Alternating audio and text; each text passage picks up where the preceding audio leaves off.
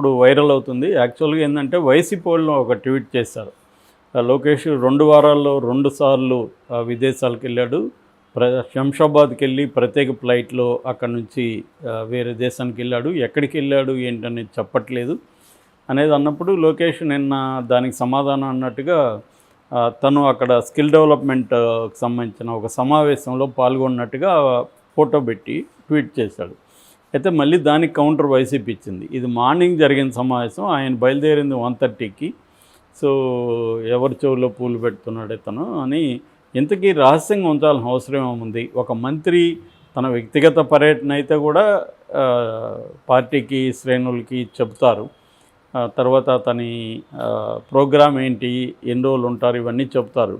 ఇవేమీ లేకుండా 2 వారాల్లో 2 సార్లు పోయాడు. అంతకుముందు కూడా ఒకసారి యాక్చువల్గా లాస్ట్ ఇయర్ అంటే ఈ ఇయర్ జనవరి సంక్రాంతి తర్వాత ఒకసారి వెళ్ళాడు. తర్వాత ఎన్నికల తర్వాత చంద్రబాబు లోకేష్ ఇద్దరు కూడా ఎక్కడికి పోయారో ఎవరికి చెప్పలేదు. అదే జగన్ వెళ్తే మాత్రం మామూలుగా రాజకీయ నాయకులు ప్రధానంగా ఎందుకు వెళ్తారంటే డబ్బులు దాచిపెట్టుకోవడానికి వెళ్తారంటే దాన్నే మనీ లాండరింగ్ అంటాం. మనీ లాండరింగ్లో మామూలుగా 3 స్టేజెస్ ఉంటుందన్నమాట. ఒకటి ప్లేస్మెంటు, లేయరింగు, ఇంటగ్రేషన్ అంటారు.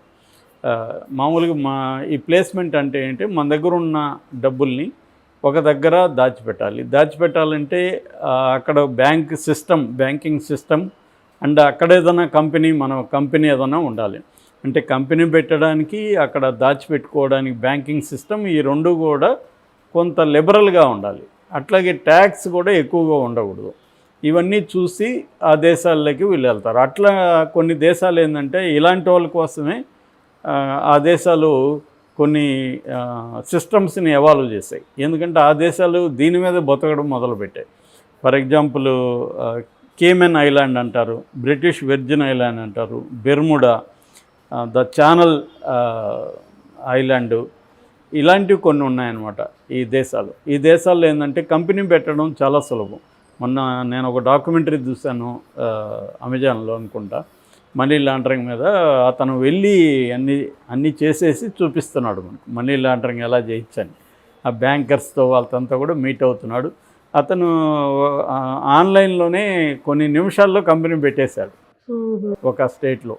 అంటే అంత ఈజీ అనమాట కంపెనీ పెట్టేయడం.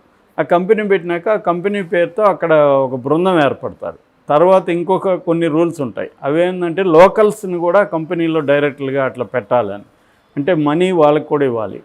సో ఇలాగా ఏమవుతుందంటే మన మనీని అక్కడ ప్లేస్ చేసేయచ్చు. That is called placement. Layering, ఈ మనీని మళ్ళీ రకరకాల పద్ధతిలో డిస్ట్రిబ్యూట్ చేయాలి. అంటే అక్కడ నుంచి ఇక్కడ పెట్టుబడులు పెట్టడం, లేకపోతే ఇక్కడ ఆ కంపెనీ ఇక్కడేదో వ్యాపారాలు చేస్తే దానికి పేమెంట్స్ ఇవ్వడము, ఇట్లా రకరకాలుగా దాన్ని మళ్ళీ తీసుకొచ్చినాక మళ్ళీ ఇంటగ్రేషన్, దానంతా రకరకాల దగ్గర ఉన్నదంతా తీసుకొని ఒక దగ్గరికి బ్లాక్లకి నువ్వు తీసుకోవాలి. అంటే బ్లాక్ మనీని వైట్ చేసుకొని వైట్ మనీగా నువ్వు మార్చుకోవాలి. దీన్ని మనీ లాండరింగ్ అంటే క్లీనింగ్. మనీ లాండరింగ్ అంటే డర్టీ మనీని క్లీన్ చేసుకోవడం, దీన్నే మనీ లాండరింగ్ అంటారు. సో దీనికోసం ఒక్కోసారి ఏంటంటే వీళ్ళు ఎవరికో అప్పగించలేరు రాజకీయ నాయకులు. కొంతమంది ఏంటంటే వీళ్ళే వెళ్ళాలి, సీక్రెట్గా చేయాలి కాబట్టి వీళ్ళే పర్సన్గా వెళ్ళాలి. సో ఎప్పటి నుంచో అందుకని మనకి చంద్రబాబుకి అక్కడ హోటల్స్ అవన్నీ ఉన్నాయి సింగపూర్లో.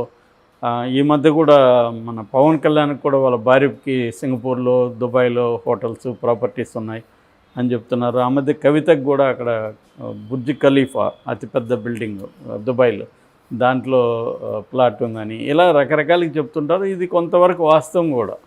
ఎందుకంటే మనకు తెలుసు కదా, ఎలక్షన్లో ఒక్కొక్క పార్టీ నాయకులే 2000 కోట్లు 1000 కోట్లు ఎలా డిస్ట్రిబ్యూట్ చేస్తున్నారు, ఆ డబ్బులు ఎక్కడి నుంచి వస్తుంది వీళ్ళకి. సో ఖచ్చితంగా బ్లాక్ మనీ ఉండాలి. ఆ బ్లాక్ని చేసుకోవడానికి ఈ మెథడ్స్ అంతా ఉన్నాయి. ఇంతకుముందు మనకి స్విస్ బ్యాంక్ అనేవాళ్ళు మాట్లాడితే, స్విస్ బ్యాంక్ ఏంటంటే వాళ్ళు నీ డబ్బులు ఎక్కడి నుంచి వచ్చింది ఏంటని వాళ్ళు అడగరు, డబ్బులు దాచిపెట్టుకోవచ్చు, దానికోసం వాళ్ళకి ఏదో ఫీజు ఇవ్వాలి, ఆ తర్వాత అది భద్రంగా ఉంటుంది. అటువంటి రూల్స్ స్విట్జర్లాండ్లో పెట్టారు. అట్లా ఇప్పుడు చాలా దేశాలు, చాలా ఈ ఐలాండ్ కంట్రీస్ వీళ్ళందరూ కూడా ఇలాగా ట్యాక్స్ పెద్దగా లేకుండా పెట్టుకుంటున్నారు. అందుకనే మనకి ఆ మధ్య అదానీ మీద వచ్చిన హిండన్బర్గ్ రిపోర్ట్ కూడా ఇలాంటిది. అదేంటంటే ఒక షెల్ కంపెనీ పెట్టడం, షెల్ కంపెనీ అంటే అది ఏమి యాక్టివిటీస్ చేయదు, కంపెనీ పేరుకుంటుంది అనమాట. అటువంటి ఒక షెల్ కంపెనీ పెట్టి ఆ కంపెనీ తరపున ఇక్కడ షేర్లు కొంటారు వాళ్ళ కంపెనీల్లో. అప్పుడు మనం మామూలుగా రిటైల్ ఇన్వెస్టర్లు అంటే మనం కామన్ పీపుల్ మనం షేర్లు కొనాలనుకుంటాం. రిటైల్ ఇన్వెస్టర్లు ఒక కంపెనీ షేర్ కొనాలా వద్దనే దానికి కొన్ని చూస్తారు పారామీటర్స్. అందులో ఒకటేంటంటే ఫారిన్ ఇన్వెస్ట్మెంట్ ఉందా లేదా, ఫారినర్స్ కొన్నారా లేదా. ఫారినర్స్ కొన్నారంటే ఖచ్చితంగా అది మంచి కంపెనీ అయి ఉంటుంది అనే ఒక గుడ్డి గుర్తు అనమాట. సో మనం ఏం చేస్తాం, ఆ షేర్ కొంటాం. ఈ షేర్లు బాగా పెరిగినాక వాడు విత్డ్రా చేస్తాడు. సో వాడు ఆ మధ్య ఎలక్షన్ టైంలో కూడా ఇట్లాగ 30 లక్షల కోట్లు ఒకేసారి లాస్ రావడానికి కారణం అంది ఇదే అనమాట. పెద్ద ఎత్తున అంటే వాళ్ళకి ఏంటంటే ఎలక్షన్ టైంలో ఎగ్జిట్ పోల్స్ ఏం రాబోతున్నాయి ముందుగానే తెలుసు వాళ్ళకి. ఎగ్జిట్ పోల్స్లో ఏం రాబోతున్నాయి చూసుకొని విపరీతంగా కొనేసారు. ఎగ్జిట్ పోల్స్ అనుకూలంగా వచ్చేసరికి మనోళ్ళు ఎక్కువ పెట్టుబడులు పెట్టారు. వెంటనే వాళ్ళు అమ్మేసుకున్నారు. అమ్మేసుకోవడంతో మళ్ళీ డౌన్ అయిపోయింది. ఇవన్నీ జరుగుతుంటాయి అన్నమాట. దీనికోసం వెళ్ళాడు లోకేష్ కూడా. గతంలో జగన్ కూడా దీనికోసం విర్జిన్ ఐలాండ్, బ్రిటిష్ విర్జిన్ ఐలాండ్కి వెళ్ళాడని ఆంధ్రజ్యోతి రాసింది.